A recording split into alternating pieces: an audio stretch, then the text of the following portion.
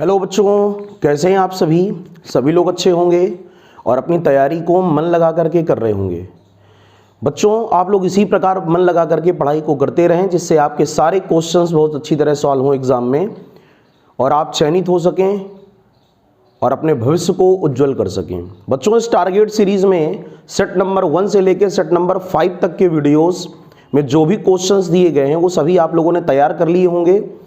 लेकिन अगर कोई ऐसा स्टूडेंट है जिसने अभी वो क्वेश्चंस प्रिपेयर नहीं किए हैं तो आप लोग उन क्वेश्चंस को तैयार कर लें, जिससे एग्जाम में अगर उस प्रकार का कोई क्वेश्चन या वैसा ही कोई क्वेश्चन आ जाए तो आप सही कर सकें। और इसी क्रम में आज हम लोग प्रैक्टिस सेट नंबर 6 लेकर के आए हैं, जिसमें कुछ इंपॉर्टेंट क्वेश्चंस आपके सामने हैं।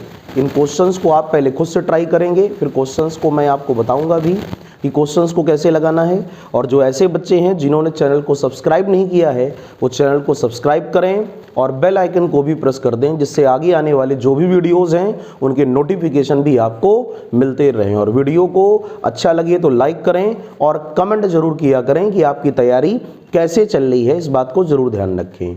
तो चलिए सभी लोग कॉपी पेन लेकर तैयार हो जाएं और पूरे जोश के साथ क्वेश्चंस को लगाएं और अपनी तैयारी को और भी अच्छा बनाएं। तो प्रैक्टिस सेट नंबर 6 का क्वेश्चन नंबर 1 पढ़िए। क्वेश्चन नंबर 1 क्या कह रहा है? एक बिंदु आवेश कैपिटल Q को पॉइंट A से पॉइंट B तक और बिंदु B से बिंदु C तक ले जाते हैं तो कितना वर्क डन होगा। क्वेश्चन नंबर 1 आपको दिख रहा होगा। एक पॉइंट चार्ज कैपिटल Q है, उसको पॉइंट A से पॉइंट B तक और पॉइंट B से पॉइंट C तक ले जाते हैं। जिसका डायग्राम है पहले A से B तक फिर B से C तक। और क्वेश्चन में आपसे ये कह रहा है कि बताओ इस प्रोसेस में कितना वर्क डन होगा।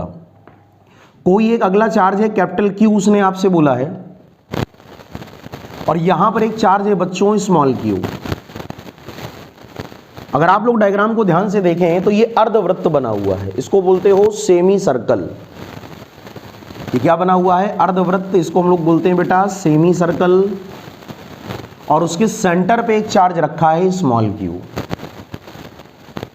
ये जो सेमी सर्कल है इसके सेंटर पे एक चार्ज रखा है स्मॉल q। तो इस चार्ज की A से दूरी, इस चार्ज की B से दूरी, इस चार्ज की C से दूरियां कैसी हैं? बराबर। इसीलिए बिंदु A, बिंदु B और बिंदु C का जो ये पृष्ठ होगा ये कहलाएगा समविभव पृष्ठ। इसको बोलते हैं इक्विपोटेंशियल सरफेस। याद होगा, कुछ लोगों को मैंने पढ़ाया भी है और कुछ लोग अभी आगे भी पढ़ेंगे कि समविभव पृष्ठ अर्थात इक्विपोटेंशियल सरफेस एक ऐसा सरफेस होता है जिसके हर पॉइंट पर इलेक्ट्रिक पोटेंशियल क्या होता है? सेम। और ये कैसे हमको पता चला? फार्मूले से V प्रोपोर्शनल 1/r। जब इस वाले चार्ज से पॉइंट A की दूरी, पॉइंट B की दूरी, पॉइंट C की दूरी, ये सारी दूरियां जब समान होंगी, all distances are same, तो इन सारे बिंदुओं पर इलेक्ट्रिक पोटेंशियल अर्थात वैद्युत विभव भी एक समान होगा। तो जो पोटेंशियल होगा A का वही B का वही C का। तो अगर आप इस चार्ज को कैपिटल Q को A से B तक ले जाओ तो जो वर्क डन होगा, याद करिए समविभव पृष्ठ में जो कार्य होता है वो W बराबर होता है Q डेल्टा V। और जब चार्ज को A से B ले जाओगे तो डेल्टा V का मतलब हुआ VA माइनस VB। तो जब पॉइंट A का पोटेंशियल B के पोटेंशियल के इक्वल है तो VA is equal to VB, इसलिए ये वर्क डन कितना होगा? 0। एक बात तो हमको समझ में आ गई कि समविभव पृष्ठ में इक्विपोटेंशियल सरफेस में किसी भी चार्ज को चलाने में हमें कोई वर्क डन अर्थात कोई कार्य करना नहीं पड़ता। इस आधार पर अगर आप इस कैपिटल Q को A से B तक ले जाओगे और चाहे इसको B से C तक ले जाओ, हमें कोई भी वर्क डन नहीं करना पड़ेगा। That means work done will be 0। This property is most important property of equipotential surface. समविभव पृष्ठ का ये बहुत महत्वपूर्ण विलक्षण होता है कि चार्ज को घुमाने में कोई वर्क नहीं होता। So we can say that WA is equal to WB और is equal to 0। That means option number C is correct. Note कर ले बच्चों, किसी भी चार्ज को जब इक्विपोटेंशियल सरफेस में घुमाया जाता है तो वर्क डन क्या होता है? 0। तो जो work done capital Q charge को ए से बी तक लाने में होगा, वही work done capital Q charge को बी से सी तक ले जाने में होगा, और ये होगा कितना 0। इसका मतलब ये हुआ कि दोनों कार्य परस्पर शून्य होंगे, both work done will be 0। तो ना कोई बड़ा ना कोई छोटा, both work done will be 0। अगला क्वेश्चन नंबर 2 बच्चों ध्यान दें, एक अनंत रेखीय आवेश का आवेश घनत्व 4 माइक्रोकूलाम पर मीटर है। रेखीय घनत्व का मीन्स क्या होता है बच्चों, लीनियर चार्ज डेंसिटी। इसको हम लोग लैम्डा से रिप्रेजेंट करते हैं। तो ये वैल्यू आपको दी है लैम्डा, लैम्डा को बोलते हो linear charge density. This is the lambda is equal to 4। ठीक है, आगे पढ़िए सवाल को। इससे 20 सेंटीमीटर की दूरी पर, this is the distance small r, और कह रहा है इलेक्ट्रिक फील्ड बताओ। तो याद करिए हम लोगों ने एक फार्मूला पढ़ा था, E is equal to lambda upon 2 pi epsilon naught r. याद आया सभी को? इलेक्ट्रिक फील्ड का फार्मूला लैम्डा के टर्म में क्या होता है, E is equal to lambda upon 2 pi epsilon naught r. और जब आप इसकी कैलकुलेशन करते हो तो 18 into 10 to the power 9 lambda by r. अगर इस वैल्यू को हम लोग यहाँ पर पुट करें 18 इंटू 10 टू दी पावर 9, तो लैम्डा की वैल्यू बच्चों क्या है 4, और आर की वैल्यू क्या है 20 centimetre, 20 into 10 to the power -2। तो ये कितना हुआ 5। तो यहां पर ये आ गया 18/5, 18/5। सबको दिख रही कैलकुलेशन? यहां से आ गया 18/5 इंटू 10 टू दी पावर 9 तो ऊपर है और -2 को ऊपर ले गए तो 10 टू दी पावर +2।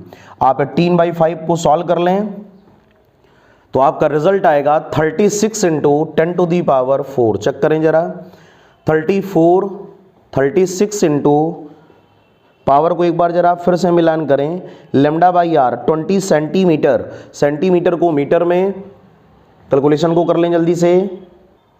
इसमें बच्चों एक बात आप और ध्यान देंगे कैलकुलेशन करने से पहले कि यहाँ पर माइक्रो को आप कन्वर्ट कर लेंगे माइक्रो कूलाम को कूलाम में, 4 इंटू 10 टू दी पावर -6। अब ठीक रहेगा ना?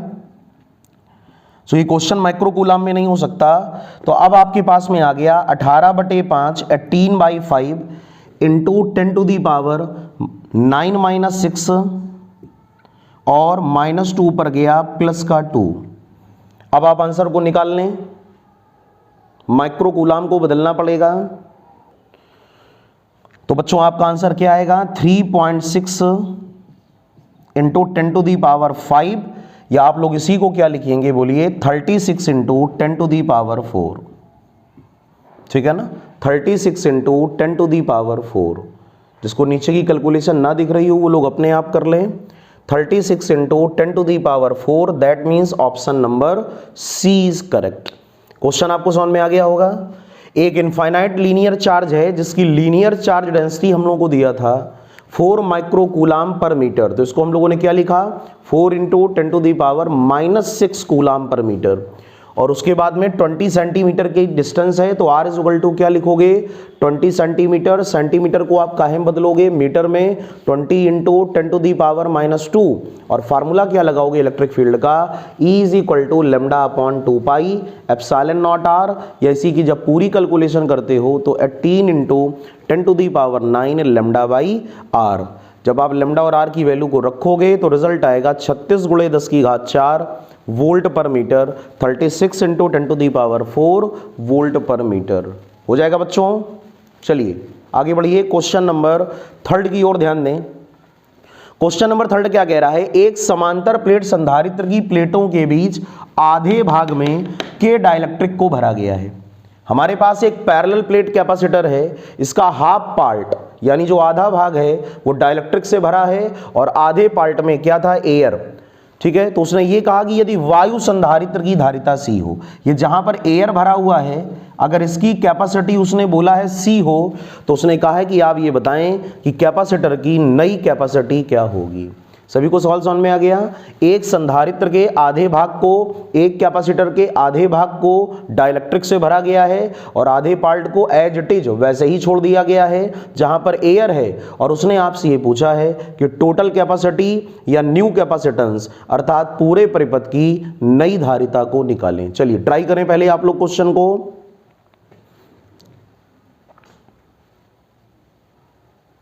ट्राई कर लिया बच्चों।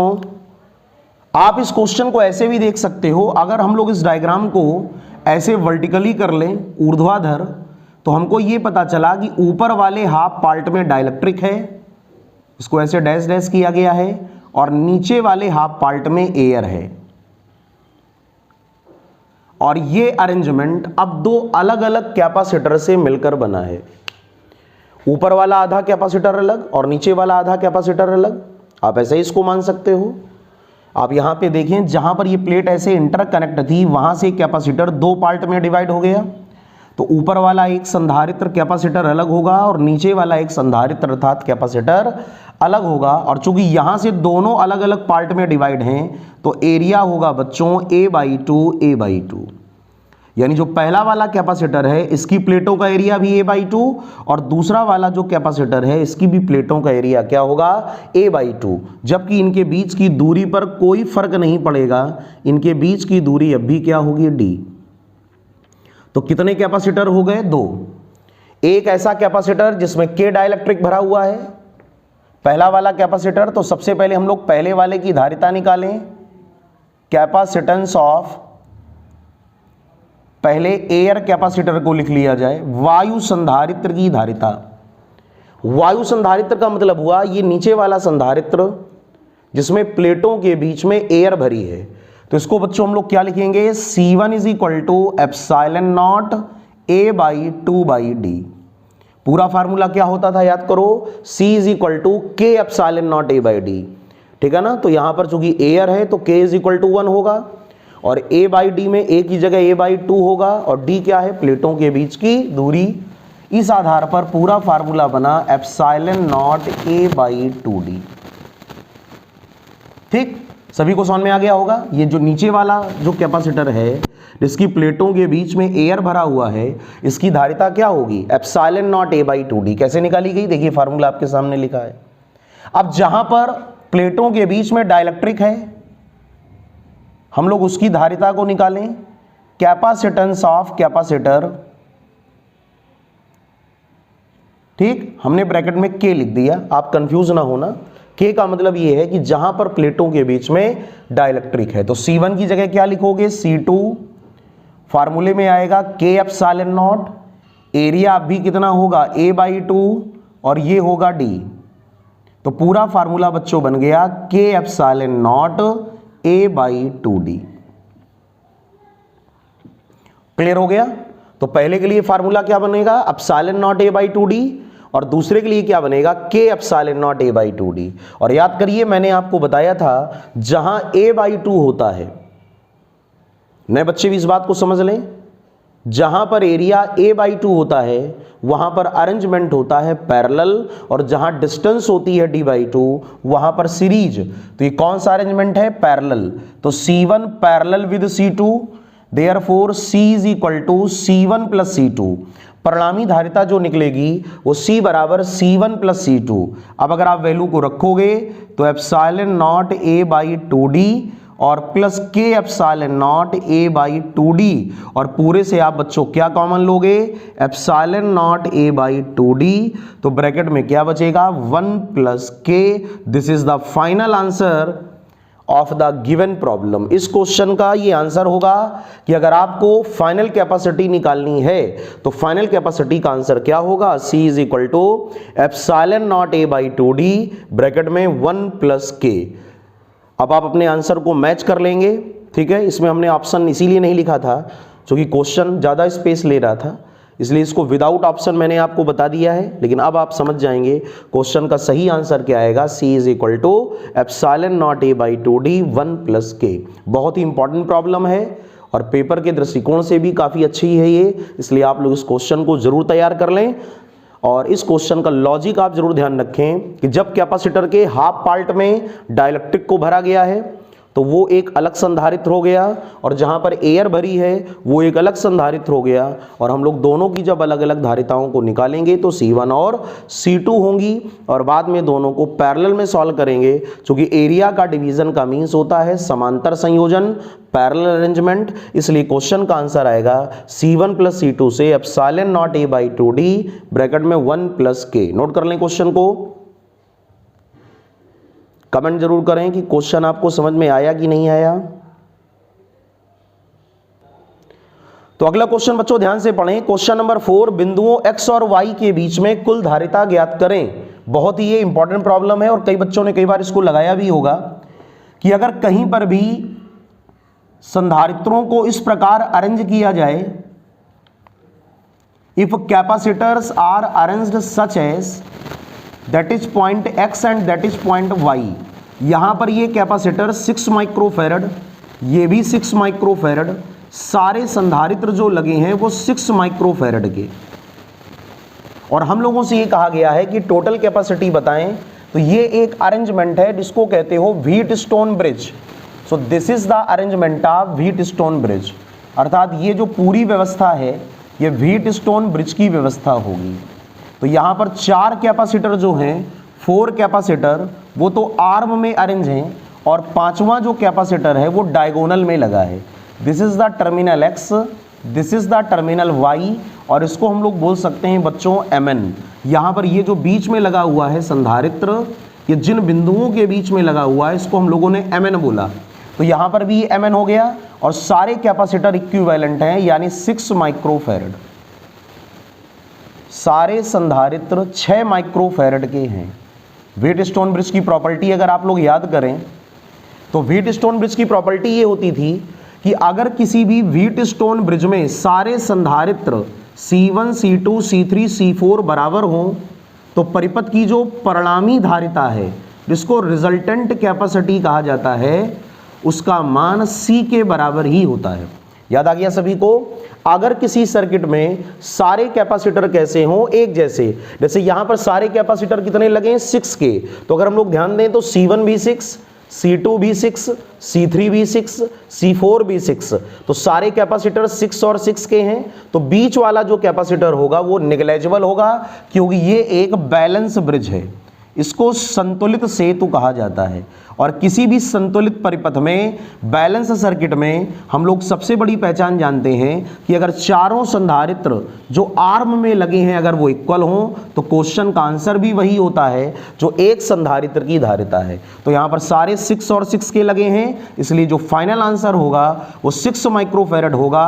तो विदाउट सॉल्विंग हम लोग डायरेक्ट भी लिख सकते हैं कि परिपथ की परिणामी धारिता means equivalent capacitance that is equal to 6 microfarad. सभी को सवाल समझ में आ गया होगा। 6 माइक्रोफैरड आंसर कैसे आया, क्लियर हो गया ना। क्या किया हम लोगों ने, जो व्हीटस्टोन ब्रिज है उसमें चारों कैपेसिटर जब एक जैसी धारिता के लगे हों तो सवाल के आंसर में कोई बदलाव नहीं होता, क्वेश्चन का आंसर वही रहता है। तो चूंकि यहाँ पर सारे संधारित्र 6-6 माइक्रोफैरड के हैं इसलिए नेट आंसर भी क्या होगा 6 माइक्रोफैरड। क्लियर हो गया। और अगर ये बदल जाता, ये C1, C2, C3, C4 अगर सेम ना होते, अलग अलग होते, तो हम लोग इसको फार्मूले से सॉल्व करते, और फार्मूला होता है C1 C2 upon C1 plus C2 plus C3 C4 upon C3 plus C4। इस फार्मूले से हम लोग निकालते फाइनल कैपेसिटी। सभी को क्वेश्चन समझ में आ गया होगा, क्लियर हो गया। तो अगर सर्किट बैलेंस है, सारे संधारित्र बराबर हैं तो आंसर वही आएगा, और अगर ये सारे संधारित्र बराबर ना होकर के अलग अलग होते लेकिन सर्किट बैलेंस होता तो हम लोग परिणामी धारिता को किस फार्मूले से निकाल लेते, C1 C2 C1 plus C2 plus C3 C4 upon C3 plus C4। सभी को समझ में आ गया, पूरी प्रॉब्लम क्लियर हो गई। लगा लें क्वेश्चन को, जल्दी से नोट कर लें। यह एक बैलेंस व्हीटस्टोन ब्रिज है, और बैलेंस व्हीटस्टोन ब्रिज में अगर चारों संधारित्र एक जैसे हों, if all 4 capacitors are same, तो सर्किट का नेट आंसर भी उन्हीं में से किसी एक संधारित्र के आंसर के बराबर होता है। नेक्स्ट क्वेश्चन बच्चों ध्यान दें, क्वेश्चन नंबर 5। एक धातु की छोटी गेंद समरूप वैद्युत क्षेत्र में विद्युत रोधी धागे के द्वारा लटकाई जाती है। यदि उच्च ऊर्जा वाली एक्स किरण पुंज गेंद पर गिराई जाए तो क्या होगा। क्वेश्चन क्या कह रहा है, एक मेटल की बॉल है, उस पर एक्सरे को हम लोगों ने गिराया, ठीक है ना, और वो बॉल कहां पर लटकी हुई है, यूनिफॉर्म इलेक्ट्रिक फील्ड में। तो क्वेश्चन ये कह रहा है कि जब ये एक्सरे बीम बॉल पर गिराई जाएगी तो क्या होगा। तो पहला आंसर दिया है गेंद क्षेत्र के विपरीत दिशा में विक्षेपित होगी। The ball deflect in opposite direction of field, गेंद क्षेत्र की दिशा में विक्षेपित होगी। Ball deflect in the direction of field, गेंद विक्षेपित नहीं होगी, ball will not be deflect, और नन ऑफ दीज, इनमें से कोई नहीं। क्वेश्चन आपको समझ में आ गया? कोई भी एक बॉल है, बड़ा इंपॉर्टेंट क्वेश्चन है ये, ध्यान से समझिए। किसी भी बॉल को धागे से बांधकर यूनिफॉर्म इलेक्ट्रिक फील्ड में लटकाया गया है और उस पर एक्सरे बीम को गिराया गया। जैसे ही बॉल पर एक्सरे बीम को गिराओगे तो बॉल क्या होगी? आयोनाइज हो जाएगी। बॉल क्या हो जाएगी? आयोनाइज हो जाएगी। आप बच्चों समझने का प्रयास करें। जैसे कि मैंने आपसे कहा कि इस डायरेक्शन में इलेक्ट्रिक फील्ड है और यहां पर किसी भी एक बॉल को हम लोगों ने लटका दिया जिसका मास है m, ठीक है। अब जैसे ही इस पर आप क्या गिराओगे, जैसे ही इस बॉल पर आप क्या गिराओगे? एक्सरेज। तो जैसे ही बॉल पर एक्सरे गिरेगी तो बॉल में क्या होगा? आयंस आ जाएंगे। क्यों? क्योंकि बॉल से क्या निकलेंगे? इलेक्ट्रॉन निकलेंगे। बस ये बात आपको याद रखनी है कि जैसे ही बॉल पर एक्सरे गिराई जाएगी तो बॉल से इलेक्ट्रॉन बाहर निकलेंगे। चूंकि मेटल की बॉल है और एक्सरे के पास काइनेटिक एनर्जी होती है, तो जैसे ही एक्सरे फोटोन मेटल की बॉल से टकराएंगे तो मेटल की बॉल से इलेक्ट्रॉन बाहर निकलेंगे, और जैसे ही मेटल की बॉल से इलेक्ट्रॉन बाहर निकलेंगे तो मेटल की बॉल पे चार्ज क्या आएगा? पॉजिटिव। अब तो क्वेश्चन आपके लिए आसान है। सभी लोग जानते हो वैद्युत क्षेत्र में जो धनावेश होता है, जो पॉजिटिव चार्ज होता है, उस पर जो भी इलेक्ट्रिक फोर्स लगेगा वो फील्ड की डायरेक्शन में होगा। कहां पर होगा? वैद्युत क्षेत्र की दिशा में। इसलिए क्वेश्चन का सही आंसर है कि ये फोर्स कहां लगेगा? In the direction of field, अर्थात गेंद क्षेत्र की दिशा में विक्षेपित होगी। That means option number B is correct. सभी को समझ में आ गया?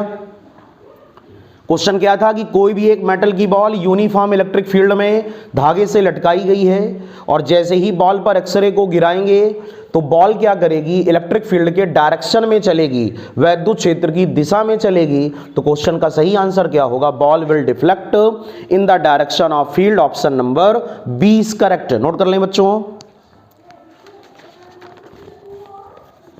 Ball moves in the direction of field.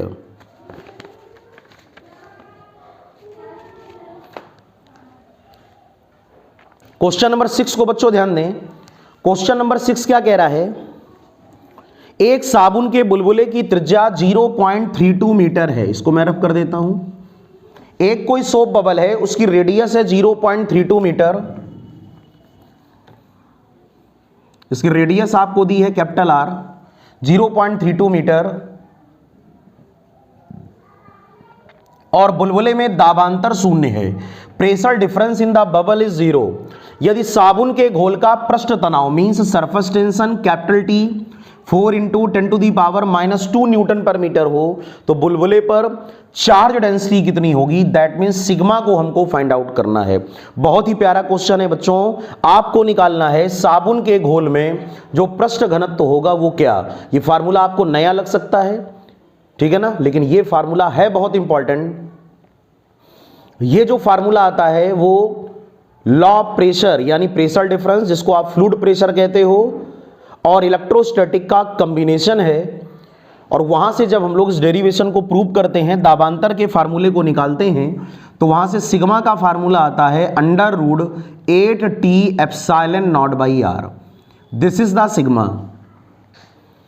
अगर किसी भी प्रॉब्लम में आपको पेपर में कोई क्वेश्चन ऐसा आता है जहां पर पृष्ठ तनाव दिया हो कैपिटल टी और बुलबुले की त्रिज्या दी जाए, रेडियस दी जाए, और आपको कभी भी क्या निकालना हो? सिग्मा यानी सरफेस चार्ज डेंसिटी, तो आप फार्मूला क्या लगाओगे? Sigma is equal to √8T∁0/r। जिसको मैंने यहां कैपिटल आर बोला है वही स्मॉल आर है, और टी को आप लोग जानते हो सरफेस टेंशन, पृष्ठ तनाव, और एप्सिलॉन नॉट की वैल्यू क्या होती है? एप्सिलॉन नॉट की वैल्यू होती है 8.85 × 10⁻⁻12 coulomb square upon newton meter square. तो टी की वैल्यू आपको दी है, आर की वैल्यू आपको दी है, आप सिंप्लीफाई करके सिग्मा के मान को आसानी से निकाल लोगे। ये कैलकुलेशन आप बच्चों खुद करें अपने आप, और इस क्वेश्चन का सही आंसर होगा option number B is correct. 2.96 × 10⁻⁻6 coulomb पर मीटर स्क्वायर। आप इसी प्रकार अच्छे अच्छे क्वेश्चंस को पढ़ते रहें। मैं पूरा प्रयास करता हूं कि हर प्रैक्टिस सेट में 2-3-4 क्वेश्चन ऐसे लेकर के आपके आए जाए, जो क्वेश्चन आप लगाएं तो आपको लगे कि वाकई क्वेश्चन अगर इस प्रकार के पेपर में आए तो ये क्वेश्चन एक थॉट बेस पर आधारित हैं। ऐसे क्वेश्चन हैं जिनको करने के लिए आपको माइंड खर्च करना पड़ेगा और ऐसे क्वेश्चन भी आपको लगाने हैं। केवल सिंपल ही क्वेश्चन नहीं पढ़ने हैं, साथ साथ कुछ वैरायटी पर भी आपको फोकस करना है। तो सभी लोग फार्मूला नोट कर लें। Surface charge density of soap bubble, साबुन के घोल का पृष्ठ तनाव सिग्मा बराबर √8T epsilon not by R। कर ले बेटा, क्वेश्चन आप लोग सभी लोग नोट कर लें और मन लगा करके इसी प्रकार तैयारी को करते रहें। नेक्स्ट क्वेश्चन बच्चों ध्यान दें, क्वेश्चन नंबर 7। समान धारिता के दो संधारित्र को पहले श्रेणी क्रम में और बाद में समांतर क्रम में जोड़ा गया। Two capacitors are first connected in series now then in parallel. Question ये कह रहा है in the both cases find the ratio of capacitances of both capacitor. Question ये कह रहा है कि दोनों संधारित्र बोथ कैपेसिटर, आप लोग फिर से एक बार पढ़ लें जो लोग क्वेश्चन को ना पढ़ पाए हों। क्वेश्चन कह रहा है कि हमारे पास दो संधारित्र हैं, दो कैपेसिटर हैं जिनकी कैपेसिटी सेम है, अर्थात जिनकी धारिता एक समान है C और C, और इनको किसमें जोड़ा गया है, पहले सीरीज में और बाद में पैरेलल में। तो बड़ा आसान है बच्चों, नंबर ऑफ कैपेसिटर्स को हम लोग N बोलते हैं, ठीक है। पहले इनको किसमें जोड़ा गया है, सीरीज में, और बाद में किसमें, पैरेलल में। तो क्वेश्चन में ये कह रहा है कि दोनों दशाओं में कुल धारिताओं का अनुपात ज्ञात करें। सभी लोग जानते हैं कि अगर दोनों संधारित्र C और C हैं तो जब आप इनको सीरीज में जोड़ोगे, जब संधारित्रों को श्रेणी क्रम में जोड़ा जाएगा बेटा, तो श्रेणी क्रम में फार्मूला क्या होता है याद करें, 1/C is equal to 1/C1 plus 1/C2। 1/C means 2/C, therefore CS is equal to आएगा बेटा C/2, ठीक है ना। श्रेणी क्रम में अगर हम लोग कुल धारिता को निकालें, टोटल कैपेसिटी इन सीरीज, तो फार्मूला क्या लगेगा, 1/CS is equal to 1/C plus 1/C 2/C, therefore CS is equal to C/2।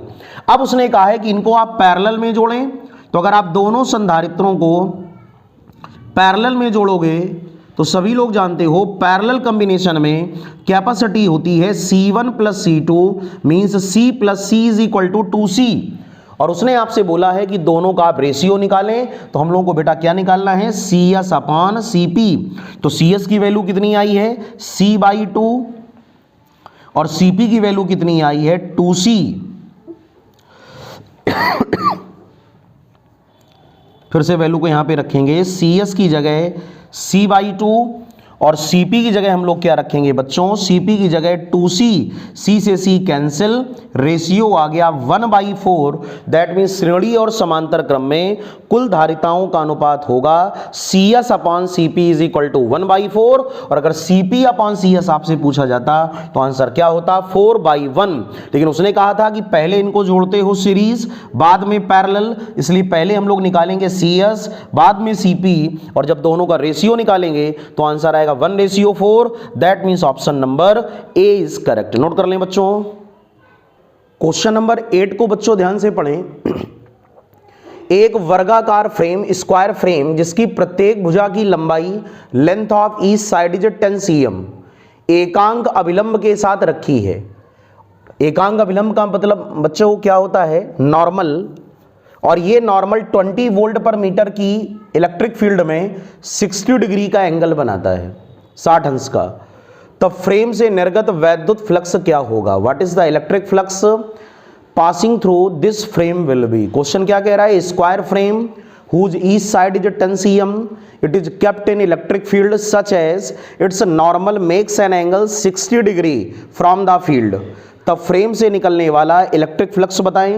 Formula आप सब लोगों को याद होगा, इलेक्ट्रिक फ्लक्स का फार्मूला होता था बच्चों phi is equal to EA cos theta, phi is equal to EA cos theta. और आपके पास में देखो E जो दिया गया है वो 20 वोल्ट पर मीटर, तो यहां पर आप रखोगे 20, एरिया आप निकालोगे तो साइड का स्क्वायर, तो 100 centimeter square means 100 into 10⁻⁻4 meter square, और साथ में cos 60। जब आप पूरी वैल्यू को सिंप्लीफाई करोगे तो 20 इंटू 10⁻⁻2, और cos 60 की वैल्यू बच्चों क्या होती है, cos 60 की वैल्यू 1/2।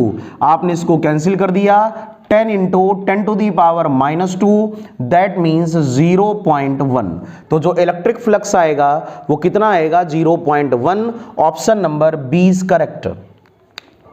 क्वेश्चन नंबर 9 को पढ़ें। जब किसी परीक्षण आवेश को द्विध्रुव के लंबवत समद्विभाजक के अनुदिश अनंत से द्विध्रुव के पास लाया जाता है, जैसे कोई भी एक इलेक्ट्रिक डाइपोल है, उसी को द्विध्रुव बोल रहे हैं यहां पर, -q + q समद्विभाजक के लंबवत का मतलब होता है बच्चों निरक्ष, परपेंडिकुलर टू द बाइसेक्शन। इसको देखो, इसी को उसने लिखा है द्विध्रुव के लंबवत समद्विभाजक के अनुदिश। क्वेश्चन नंबर 9 को बच्चों ध्यान से पढ़ें। जब किसी परीक्षण आवेश को द्विध्रुव के लंबवत समद्विभाजक के अनुदिश अनंत से द्विध्रुव के पास लाते हैं, जैसे हमारे पास कोई इलेक्ट्रिक डाइपोल है -q + q, ये डाइपोल है, और कह रहा है कि इसके परपेंडिकुलर बाइसेक्शन में, समद्विभाजक के लंबवत का मतलब परपेंडिकुलर बाइसेक्शन में, दैट मींस ये इक्वेटोरियल पोजीशन अर्थात निरक्ष की बात कर रहा है। तो सवाल को पढ़ें। समद्विभाजक के अनुदिश अनंत से द्विध्रुव के पास में लाते हैं। किसी भी चार्ज को इनफाइनाइट से, यहां का इनफाइनाइट रहा होगा, यहां से चार्ज को डाइपोल के पास लाते हो, कोई भी एक चार्ज है उसको डाइपोल के पास हम लोग लाते हैं। तो क्वेश्चन ये कह रहा है इस पूरे प्रोसेस में कितना वर्क डन होगा। याद करें बच्चों, आप लोगों ने क्या पढ़ा था कि अगर आप किसी भी चार्ज को इनफाइनाइट से यहां पर लाओगे या किसी भी बिंदु पर लाओगे तो इस पॉइंट की चार्ज से दूरियां बराबर हैं, और जब इस पॉइंट की -q से और +q से दूरी कैसी है? बराबर है। तो याद करो, आप लोगों ने पढ़ा था कि यहां पर जो पोटेंशियल होगा वो शून्य होगा। निरक्षीय स्थिति पर वैद्युत विभव को हमेशा 0 माना जाता है। माना क्या जाता है? 0 आता है। इक्वेटोरियल पोजीशन पे जो इलेक्ट्रिक पोटेंशियल होता है वो हमेशा क्या आता है? 0। तो यहां पर पोटेंशियल कितना है? 0। और चार्ज को कहां से ला रहे हो? इनफाइनाइट से इस पॉइंट पर ला रहे हो, तो इनफाइनाइट पर भी वैद्युत विभव को क्या माना जाता है? 0। ठीक है ना? तो अनंत पर विभव भी 0, और जिस बिंदु तक आप चार्ज को ला रहे हैं वहां पर भी पोटेंशियल क्या है? 0। तो जब आप इस चार्ज को इनफाइनाइट से इस पॉइंट तक लेकर के आओगे तो जो वर्क डन निकलेगा वो W = Q 0 - 0, that means net work done क्या होगा? 0। ये प्रॉपर्टी ठीक वैसी ही है जैसे समविभव पृष्ठ अर्थात इक्विपोटेंशियल सरफेस में किसी भी चार्ज को अगर समविभव पृष्ठ में चलाया जाए तो कोई भी वर्क डन नहीं होता। आप ऐसे भी समझ सकते हैं कि अगर हम डाइपोल के बाइसेक्शन से यहां कोई प्लेन बनाएं तो वो कहलाएगा समविभव, और उस प्लेन में आप अगर किसी भी चार्ज को चलाओगे तो वर्क डन क्या होगा? 0। लाइक दैट वैसा ये क्वेश्चन था, उसने थोड़ा सा आपको मिसगाइड किया लैंग्वेज में बदलाव करके, और ये चेक करना चाहा कि बच्चे आंसर कैसे लिखेंगे, लेकिन आप लोग समझदार हैं, आप लोग सारी चीजों को पढ़ चुके हैं, इसलिए बात आपको क्लियर हो जाएगी कि जब आप किसी चार्ज को इनफाइनाइट से इस पॉइंट तक लाओगे तो कहने का मतलब क्या हुआ? अनंत पर विभव भी 0, और जिस पॉइंट पर ला रहे हो वो निरक्ष पर है तो वहां भी विभव 0। तो जब W = Q ΔV आप फार्मूला लगाएंगे तो ΔV क्या होगा? 0। देयरफॉर वर्क डन भी क्या होगा? 0। So option number B is correct.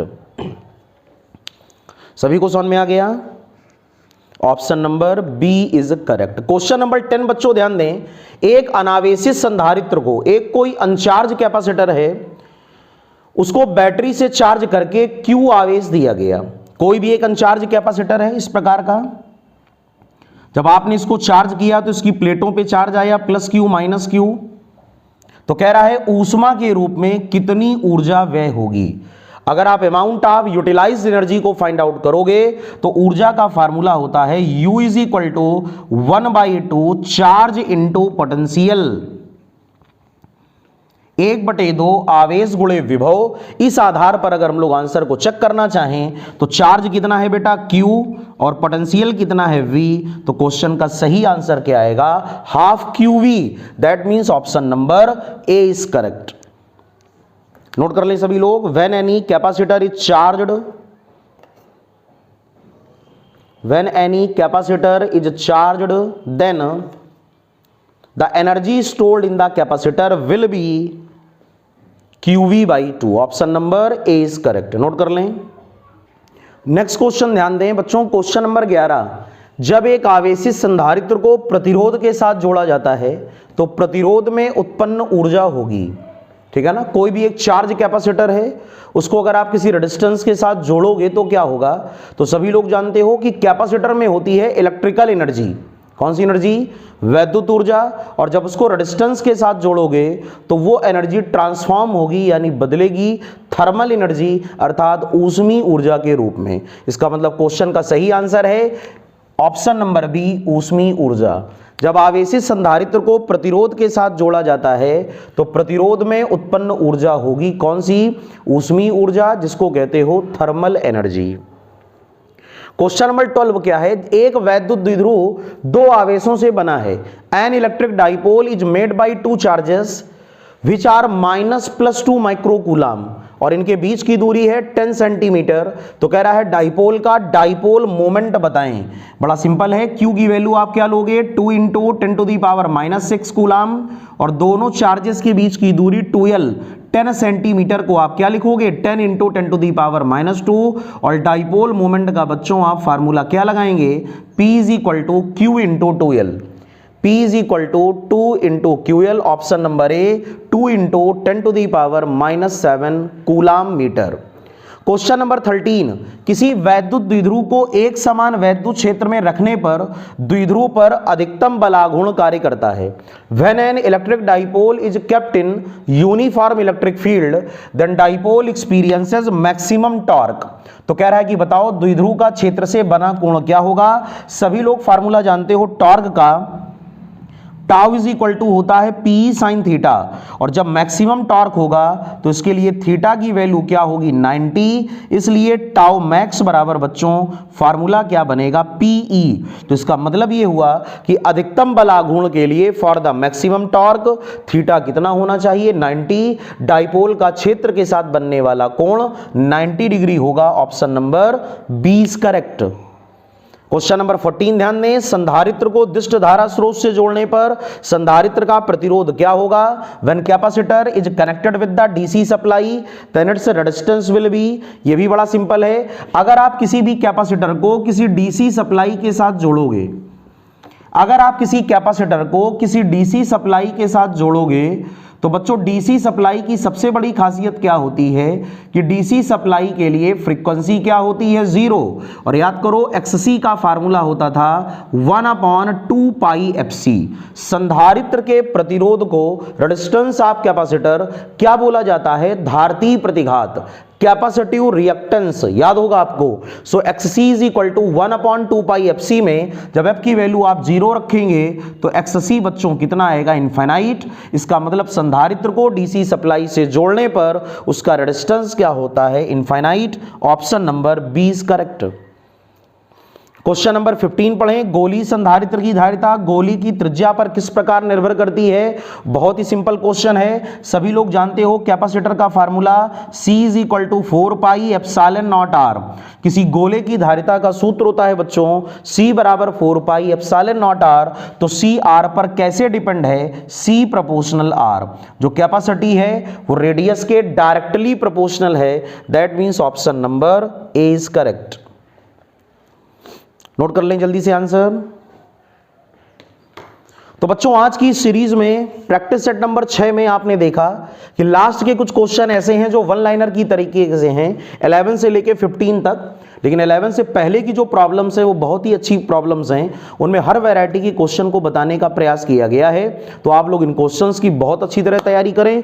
I hope कि आपको सारे क्वेश्चंस के आंसर अच्छी तरह क्लियर हो गए होंगे। फिर भी अगर आपको नोट करने में कहीं भी प्रॉब्लम हो रही हो तो वीडियो को पॉज करके आप नोट करें और अपनी तैयारी को अच्छी तरह करें। ठीक है, तो टारगेट सीरीज का प्रैक्टिस सेट नंबर 6 जो आज हम लोगों ने कंप्लीट किया, आगे प्रैक्टिस सेट नंबर 7 लेकर हम लोग जल्दी ही आएंगे। तब तक आप लोग सारे जितने भी सेट्स हैं उनके क्वेश्चंस को घर में नोट्स बनाएं, उनको रिवीजन में लाएं और वीडियो को लाइक करें, कमेंट करें, शेयर करें और मन लगा करके इसी प्रकार आप पढ़ाई करें। तो बच्चों next video practice set number 7 का लेकर हम लोग जल्दी उपस्थित होंगे। तब तक के लिए अपनी तैयारी को आप मन लगा करके करते रहें। बच्चों जय हिंद, जय भारत।